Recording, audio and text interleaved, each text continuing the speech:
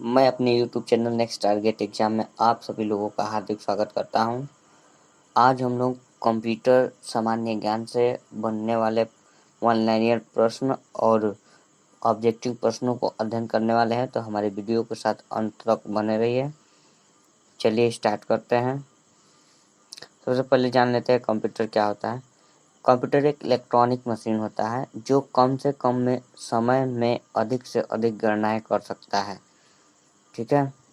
और दैनिक जीवन में कंप्यूटर का उपयोग बहुत ही ज़रूरी हो गया है। जैसे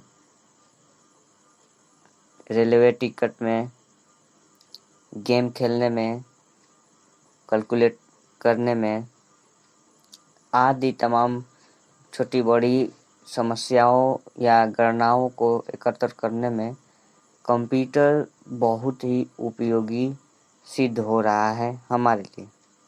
ठीक है। अब हम लोग वन लाइनर प्रश्न को देखेंगे, उसके बाद ऑब्जेक्टिव प्रश्न को। तो सबसे पहले कंप्यूटर में प्रयुक्त होने वाला आईसी चिप किसका बना होता है? कंप्यूटर में प्रयुक्त होने वाला आईसी चिप किसका बना होता है? तो सिलिकॉन का बना होता है। नेक्स्ट, भारत का सिलिकॉन वैली कहाँ स्थित है? अब देखिए, सिलिकॉन का जो बना होता है कंप्यूटर में प्रयुक्त होने वाला आईसी चिप, तो प्रश्न बन सकता है सिलिकॉन वैली कहाँ स्थित है? तो बेंगलुरु शहर में। ठीक है। कंप्यूटर विज्ञान में पीएचडी करने वाले प्रथम भारतीय कौन थे? कंप्यूटर विज्ञान में पीएचडी करने वाले प्रथम भारतीय कौन थे? तो doctor Raj Reddy. Computer company IBM का पूरा नाम बताएं। अगर आपको पता है तो हमारे साथ दोहराएं। कंप्यूटर कंपनी आईबीएम का पूरा नाम इंटरनेशनल बिजनेस मशीन। कंप्यूटर में प्रोग्राम की सूची को क्या कहा जाता है? मेनू कहा जाता है। कंप्यूटर में प्रोग्राम की सूची को क्या कहा जाता है? मेनू कहा जाता है। रेलवे में प्रथम कंप्यूटर रिजर्वेशन पद्धति लागू की गई थी नई दिल्ली में। रेलवे में प्रथम कंप्यूटर रिजर्वेशन पद्धति कहाँ लागू की गई थी? नई दिल्ली में। गणना संयंत्र एबाकस, ठीक है, गणना संयंत्र एबाकस का आविष्कार किस देश में हुआ? एबाकस का आविष्कार चीन में हुआ। विश्व की प्रथम महिला कंप्यूटर प्रोग्रामर होने का श्रेय किसे जाता है? एडा अगस्ता को, जो कि अमेरिका की थी। एडा अगस्ता विश्व की प्रथम महिला कंप्यूटर प्रोग्रामर होने का श्रेय एडा अगस्ता को जाता है। Y2K की समस्या से प्रभावित विश्व का एकमात्र देश कौन था? Y2K की समस्या से प्रभावित विश्व का एकमात्र देश कौन था? तो जाम्बिया। विश्व में सर्वाधिक कंप्यूटरों वाला देश का नाम बताएं। तो संयुक्त राष्ट्र अमेरिका। विश्व में सर्वाधिक कंप्यूटरों वाला देश का नाम बताएं। संयुक्त राष्ट्र अमेरिका। वह कौन सी प्रथम भारतीय पत्र पत्रिकाएं हैं जो इंटरनेट पर उपलब्ध हुई? वह कौन सी प्रथम भारतीय पत्र पत्रिकाएं हैं जो इंटरनेट पर उपलब्ध हुई? तो द हिंदू और इंडिया टुडे। द हिंदू और इंडिया टुडे। ठीक है। ये पत्र पत्रिकाएं हैं जो इंटरनेट पे उपलब्ध हुई, द हिंदू और इंडिया टुडे। इंटरनेट पर विश्व का प्रथम उपन्यास कौन सा है? अब देखिए, बहुत ही महत्वपूर्ण प्रश्न। इंटरनेट पर विश्व का प्रथम उपन्यास कौन सा है? तो राइडिंग द बुलेट। ठीक है, राइडिंग द बुलेट, लेखक स्टीफन किंग। इंटरनेट पर ही सबसे पहले विश्व में उपन्यास राइडिंग द बुलेट, इसके लेखक स्टीफन किंग है। विश्व की प्रथम वर्चुअल समाचार वार्षिका का नाम बताएं। विश्व की प्रथम वर्चुअल समाचार वार्षिका का नाम बताएं। तो एनानोवा। ठीक है, एनानोवा है। इंटरनेट का सम्राट किसे कहा जाता है? मासायोशी सन को। इंटरनेट का सम्राट किसे कहा जाता है? मासायोशी सन को कहा जाता है इंटरनेट का सम्राट। देश की पहली अंतर्राष्ट्रीय इंटरनेट सेवा उपलब्ध कराने वाली कंपनी कौन सी है? देश की पहली अंतर्राष्ट्रीय इंटरनेट सेवा उपलब्ध कराने वाली कंपनी कौन सी है? तो मंत्र ऑनलाइन। ठीक है, मंत्र ऑनलाइन।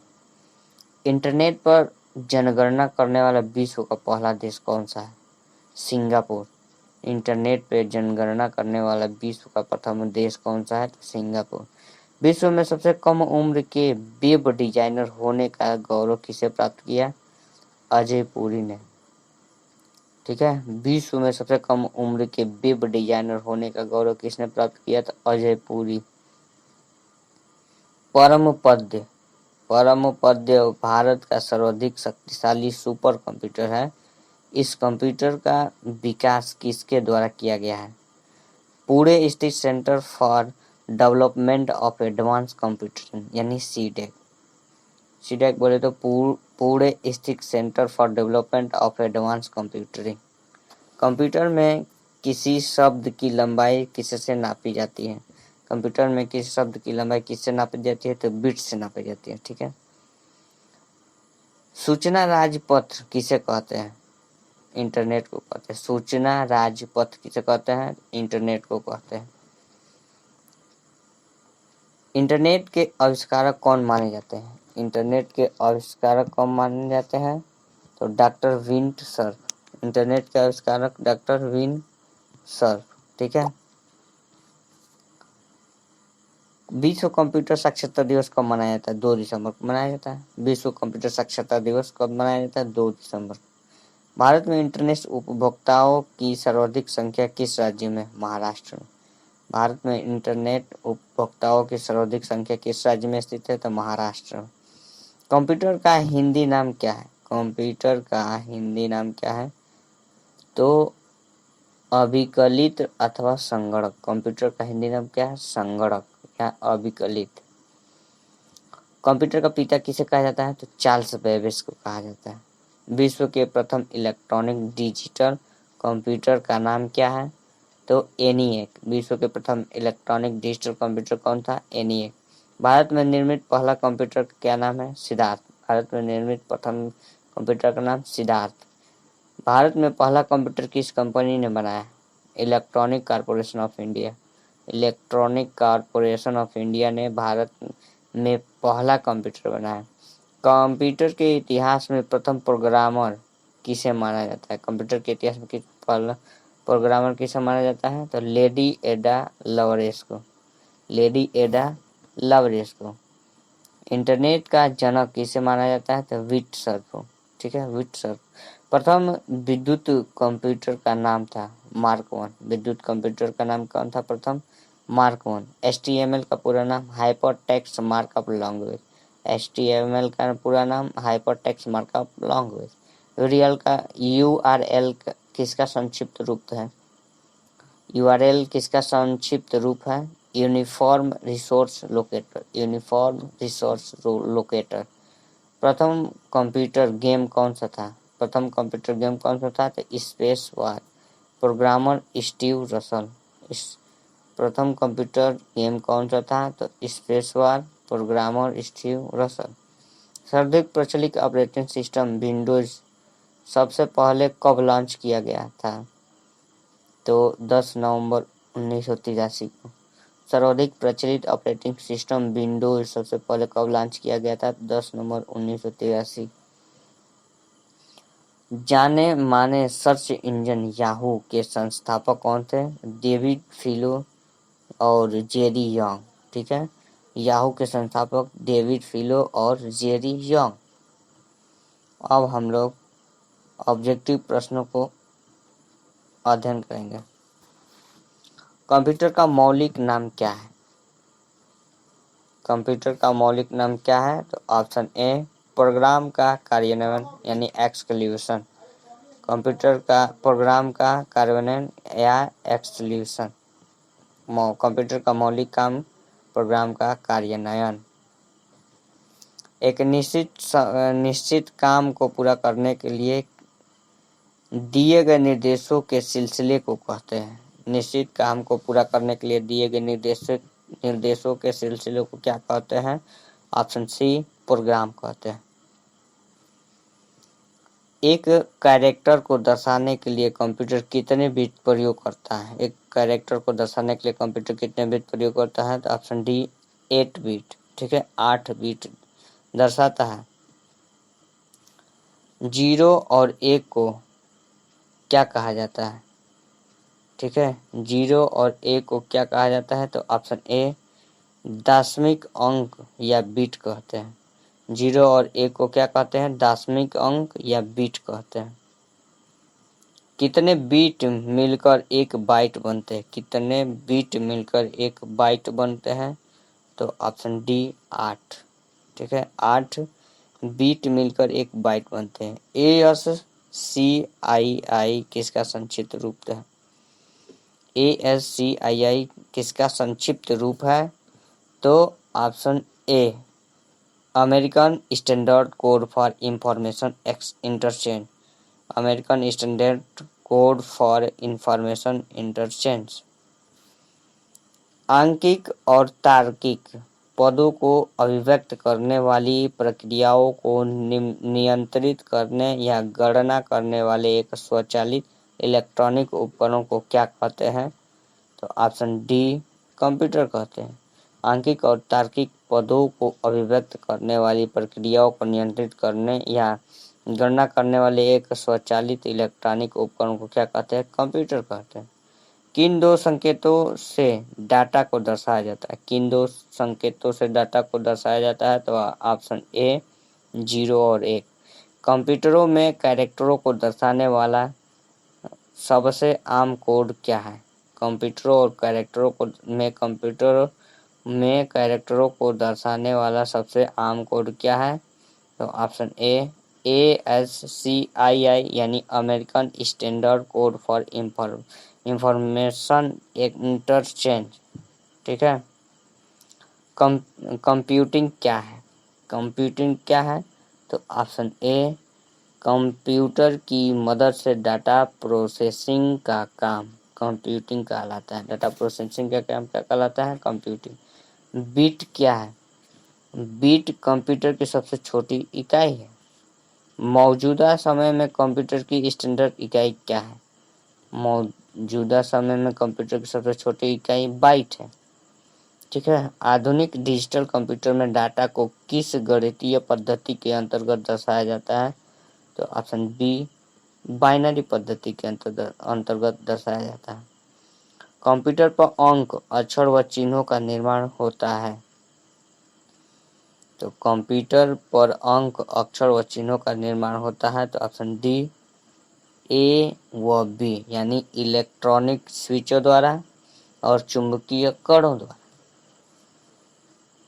डिसीजन सपोर्ट सिस्टम का दूसरा नाम। डिसीजन सपोर्ट सिस्टम का दूसरा नाम क्या है? तो ऑप्शन ए कंप्यूटर आधार पर विकसित इंफॉर्मेशन सिस्टम। लिखित भाषा के मुख्य अंग है। लिखित भाषा के मुख्य अंग है। ऑप्शन डी अंक व अक्षर की आकृतियां, संख्या व शब्द बनाने का तरीका, वाक्य आदि बनाने का तरीका व लिखने का माध्यम। ठीक है। कंप्यूटर पर गणितीय कार्य कौन करता है? कंप्यूटर पर गणितीय कार्य कौन करता है? तो option B electronic switch. Computer कौन सी मशीन है? ऑप्शन सी इलेक्ट्रॉनिक मशीन है। इनमें से किसकी गति तेज नहीं है? ऑप्शन डी इनमें से कोई नहीं। इलेक्ट्रॉनिक स्विच चुंबकीय माध्यम से डेटा पढ़ना, चुंबकीय माध्यम पर डाटा लिखना, ये सब क्या है? इन सब की गति तेज है, जब इनमें से कोई नहीं है। ठीक है, ऑप्शन हो जाएगा इनमें से कोई नहीं। कंप्यूटर शिक्षा का महत्व बढ़ गया है। कंप्यूटर शिक्षा का महत्व बढ़ गया है। तो ऑप्शन डी उपयुक्त सभी। ऑप्शन डी उपयुक्त सभी। सभी क्षेत्रों में कंप्यूटर से काम होने लगा है। सभी तरह के काम कंप्यूटर से होने लगे हैं। कंप्यूटर ने अब सूचना विज्ञान का रूप ले लिया है। 1 मेगावाट क्या है? 1 मेगावाट में 1024 किलोवाट होता है। ठीक है, 1 मेगावाट में 1024 किलोवाट होता है। Option number A. ठीक है। कंप्यूटर डाटा और निर्देश उनकी मेमोरी में जमा होते हैं। इस मेमोरी स्पेस को मापने की इकाई क्या है? ऑप्शन सी बाइट है। कंप्यूटर डाटा और निर्देश उनकी मेमोरी में जमा होते हैं। इन मेमोरी स्पेस को मापने की इकाई क्या है? बाइट। कंप्यूटर की शब्दावली में प्रत्येक निर्देश एक कोड होता है। इस कोड को एक निश्चित कंट्रोल सिग्नल में बदलने वाली इकाई को क्या कहते हैं? तो ऑप्शन ए कंट्रोल यूनिट यानी सीयू कहते हैं। एक सीपीयू की क्षमता किसमें नापी जाती है? सीपीयू की क्षमता एमआईपीएस में मापी जाती है। ठीक है, सीपीयू की क्षमता किसमें नापी जाती है? एमआईपीएस। सीपीयू के जिस क्षेत्र में सभी गणितीय और तार्किक प्रक्रिया संपन्न होते हैं उसे क्या कहते हैं? तो ऑप्शन सी रजिस्टर कहते हैं। सीपीयू के जिस क्षेत्र में सभी गणितीय और तार्किक प्रक्रियाएं संपन्न होती है उन्हें क्या कहा जाता है? तो रजिस्टर कहा जाता है। रजिस्टर का साइज कितना बड़ा होता है? प्रोसेसिंग स्पीड उतनी ही आपकी तेज होती है। रजिस्टर का साइज जितना बड़ा होता है प्रोसेसिंग स्पीड उतनी ही तेज होती है। 8 बिट, 16 बिट, 32 बिट या 64 बिट कंप्यूटर जैसे शब्द सुनते क्या बताते हैं? ठीक है, सुनते ही क्या बताते हैं? तो ऑप्शन ए कंप्यूटर की वर्ड साइज। ठीक है, 8 बिट, 16 बिट, 32 बिट या 64 बिट कंप्यूटर जैसे शब्द सुनते क्या बताते हैं? तो कंप्यूटर की वर्ड साइज बताते हैं। 1 गीगाबाइट कितने मेगाबाइट के बराबर होता है? 1 गीगाबाइट कितने मेगाबाइट के बराबर होता है? तो ऑप्शन ए 1024। ठीक है, 1024 आपका मेगाबाइट होता है। 1 MB बराबर 1024 KB होता है और 1024 MB बराबर 1 GB होता है और 1024 टेराबाइट बराबर 1 GB होता है। ठीक है, सॉरी, 1024 GB में 1 TB यानी टेराबाइट होता है। 1 किलोबाइट कितने बाइट से मिलकर बनता है? Option A 1024। कंप्यूटर का नियंत्रण केंद्र किसे कहते हैं? कंप्यूटर का नियंत्रण केंद्र किसे कहते हैं? तो ऑप्शन ए सीपीयू यानी सेंट्रल प्रोसेसिंग यूनिट। रजिस्टर्स दरअसल विशेष मेमोरी यूनिट है। ठीक है, रजिस्टर क्या है? एक विशेष मेमोरी यूनिट है। एएलयू और सीयू को एक साथ क्या पुकारते हैं? एएलयू और सीयू को एक साथ क्या पुकारते हैं? तो ऑप्शन ए control processing unit. Control processing unit बोलते हैं। इंटेल 8028 प्रोसेसर का आविष्कार कब हुआ था? इंटेल 80,286 प्रोसेसर का आविष्कार कब हुआ था? तो ऑप्शन सी 1982 ईस्वी में। एकल चिप प्रोसेसर को किस नाम से जाना जाता है? तो माइक्रो प्रोसेसर। एकल चिप प्रोसेसर को किस नाम से? तो माइक्रो प्रोसेसर। 486 प्रोसेसर के आविष्कार की घोषणा इंटेल ने कब की? 486 प्रोसेसर के आविष्कार की घोषणा इंटेल ने कब की? तो ऑप्शन डी अप्रैल 1989 में। ठीक है, पेंटियम प्रोसेसर में कितने रजिस्टर लगे थे? पेंटियम प्रोसेसर में कितने रजिस्टर लगे थे? तो ऑप्शन ए 31 लाख से ज़्यादा। 31 लाख से ज़्यादा। पेंटियम कितने बिट का माइक्रो प्रोसेसर था? पेंटियम कितने बिट का माइक्रो प्रोसेसर था? तो ऑप्शन डी 64 बिट का माइक्रो प्रोसेसर था। लार्ज स्केल इंटीग्रेशन में एक चिप पर कितने गेट लगे होते हैं? तो ऑप्शन ए 1000 गेट लगे होते हैं। लार्ज स्केल इंटीग्रेशन में एक चिप पर कितने गेट लगे होते हैं? तो 1000। एक ही चिप पर सभी कंपोनेंट को रख पाने में इंटेल को कब सफलता मिली? तो ऑप्शन डी 1971 में। एक ही चिप पर सभी कंपोनेंट को रख पाने में इंटेल को कब सफलता मिली? तो 1971 में। और आज का आखिरी प्रश्न, इंटेल 8080 यानी 8080 कितने बिट का माइक्रो प्रोसेसर था? इंटेल 8080 कितने बिट का माइक्रो प्रोसेसर था? तो ऑप्शन बी 8 बिट का माइक्रो प्रोसेसर था। दोस्तों ये जानकारी कैसी लगी? अगर अच्छी लगी तो लाइक शेयर सब्सक्राइब जरूर करें। धन्यवाद।